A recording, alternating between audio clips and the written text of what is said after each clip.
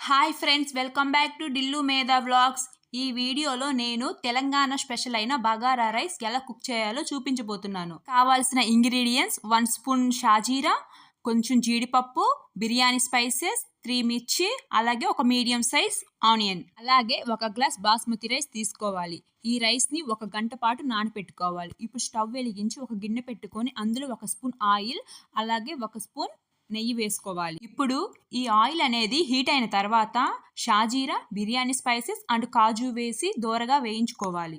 ఇప్పుడు ఈ స్పైసెస్ అనేవి బాగా వేగాయండి. ఇందులో మనం కట్ చేసుకున్నటువంటి ఆనియన్ అలాగే మిర్చి యాడ్ చేసుకోవాలి. ఈ ఆనియన్ అలాగే ఈ మిర్చిని లైట్గా ఫ్రై చేసుకోవాలండి. ఇప్పుడు ఫ్రెష్గా నూరి పెట్టుకున్నటువంటి 1/2 స్పూన్ అల్లం వెల్లుల్లి పేస్ట్ని యాడ్ చేయాలి. అల్లం వెల్లుల్లి పేస్ట్ అనేది యాడ్ చేసిన తర్వాత ఇది కూడా లైట్గా ఫ్రై అవ్వాలండి. తర్వాత కొంచెం సాల్ట్ వేయండి. సాల్ట్ వేసి బాగా కలపండి. ఇప్పుడు మనం 1 గంట పాటు నానపెట్టుకున్నటువంటి బాస్మతి రైస్ని యాడ్ చేయాలి, వాటర్ లేకుండా.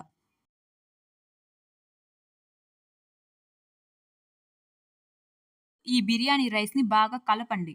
కలిపిన తర్వాత ఒక 5 మినిట్స్ మూత పెట్టి అలాగే ఉంచండి. ఈ స్పైసెస్ అనేవి బిర్యానీ రైస్కి బాగా పడతాయి. ఇప్పుడు మూత తీసి వాటర్ పోసుకుందాం. 1 గ్లాస్ బాస్మతి రైస్‌కి 1 ½ గ్లాస్ వాటర్ పోసుకోవాలి.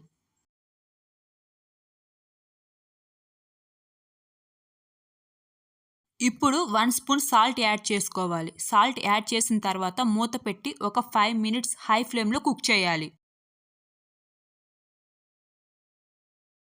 ఇప్పుడు మూత తీసి రైస్ ఇలా ఉడుకుతున్నప్పుడు మంటని లో ఫ్లేమ్‌లో పెట్టుకోవాలి. కొద్దిగా కొత్తిమీరని యాడ్ చేసుకోవాలి. తర్వాత మూత పెట్టి లో ఫ్లేమ్‌లోనే 15-20 మినిట్స్ రైస్‌ని కుక్ చేయాలి. ఇప్పుడు మూత తీసి చూద్దామండి. రైస్ అనేది బాగా కుక్ అయింది. ఇప్పుడు ఈ బగారా రైస్‌ని ఒక బౌల్‌లోకి తీసుకుందాం. చూసారా రైస్ ఎంత పొడి పొడిగా ఉందో? ఖచ్చితంగా బాస్మతి రైస్‌ని 1 గంట పాటు నానపెట్టుకోవాలండి. అప్పుడే రైస్ అనేది ఇలా పర్ఫెక్ట్‌గా ఉడుకుతుంది. బగారా రైస్ అనేది తెలంగాణలో చాలా ఫేమస్ అండి. ఇది చికెన్ కర్రీలోకి గానీ, గుత్తి వంకాయ కర్రీలోకి గానీ చాలా టేస్టీగా ఉంటుంది. ఖచ్చితంగా ఒకసారి ట్రై చేయండి. ఈ వీడియో మీకు నచ్చినట్లయితే లైక్ చేయండి, సబ్స్క్రైబ్ చేయండి అండ్ షేర్ చేయండి.